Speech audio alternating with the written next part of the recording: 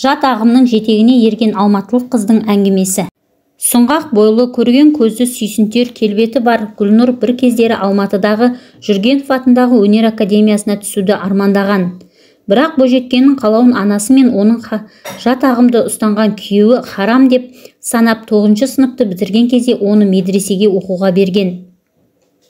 Мен бір кездері студент болуды армандаған, сәнді киінетін, биге қатысатын қаланың заманауи қызы едім.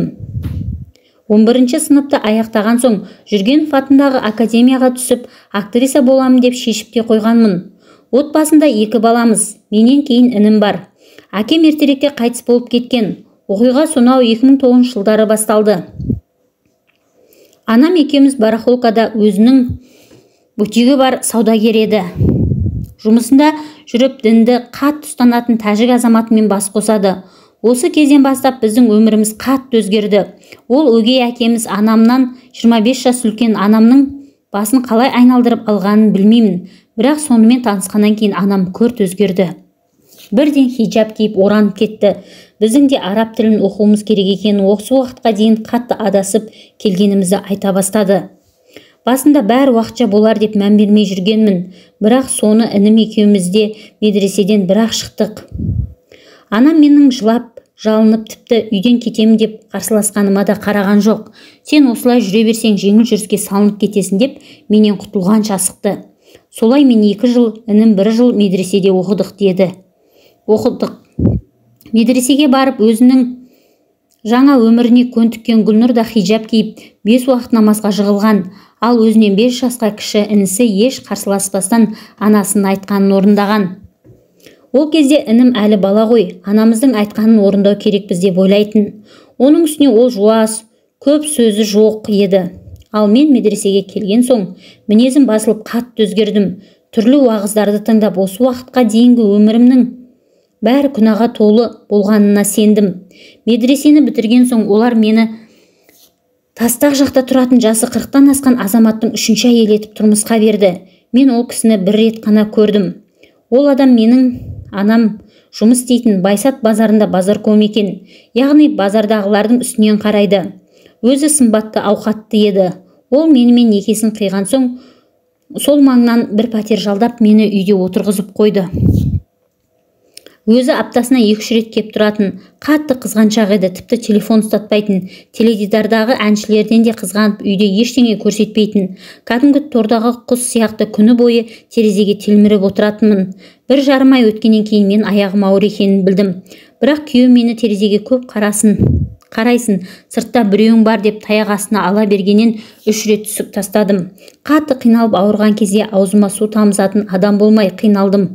Анам мен күйеуім өзі қарап тұрып қана сөйлестіретін. Анам мен күйеуім өзі қарап тұрып қана сөйлестіретін.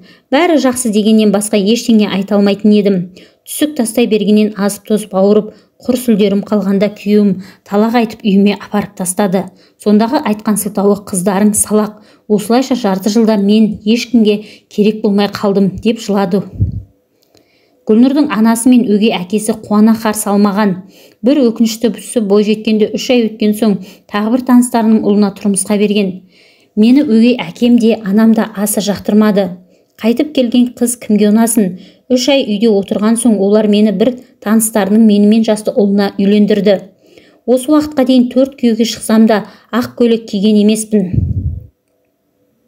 Бәрімен де некеміз қиылатын болды. Қызықтың бәрі сонымен бітеді. Қазір сіз мені өтірік айтып отыр деп ойларсыз, бірақ осының бәрі шындық. Тура бір қорқынышты фильмдегідей. 2-ші күйеуім бала көтере алмағаным үшін талақ айтып тастап кетті. Үйге қайта барған соң анам мен өгей әкемнің қасында сыймадым. Содан ВКонтакте арқылы бір Ақтөбенің жігітімен сөйлесіп жүрген едім. Сол үйлену туралы ұсыныс жасаған соң бір түнде заттарым жинап Ақтөбеге кетіп қалдым. Сонда үйдегілерге масыл болмай алысқа кетіп қалуды ойлап осылай жасағанмын. Қазір соған өкінемін. Ол жақтағы өмірімде таза тозақ болды. Қайсы бірін айтайын, соңында Нұрсұлтаннан бірақ шықтым. Осы жақта анамның туған әпкесі тұрады. Өзі мемлекеттік қызметте істейді. Менің жағдайымды естіп, жаны ашыған соң қанатының астына алды. Өзі жалғызбасты, сол кісінің көмегі арқылы мен жаңа өмірді бастадым. Гүлнұр бүгінгі таңда тігіншілік курсын оқып жатыр. Анаммен араласқым келмейді деген бойжеткен өз оқиғасын өзгелерге сабақ болғанын қалайтынын жеткізді. Мен мұның бәрін осы уақытқа дейін ешкімге тіс жарып айтқан емеспін. Себебі қазір жаңа қаладамын, жаңа орта, жаңа жоспарларым бар дегендей. Бірақ қазір ойланып қарасам, өмірім анам үшін жай ғана ойыншық болған екен. Шынын айтсам, анаммен араласқым келмейді, өкпем қара қазандай. Тек мен сияқты адасып жүрген қыздар естерін ертерек жиса екен.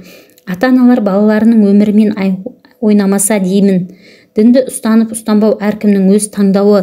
Мен бала болып анамның айтқанына амалсыз ердім. Ал айдың күннің аманында сирайға асып, ата-анасымен араласпай кететін қатарластарым естерін жиса, мен сияқты тағдыр тәлкегіне ұшырап соңынан аһ ұрмаса деймін.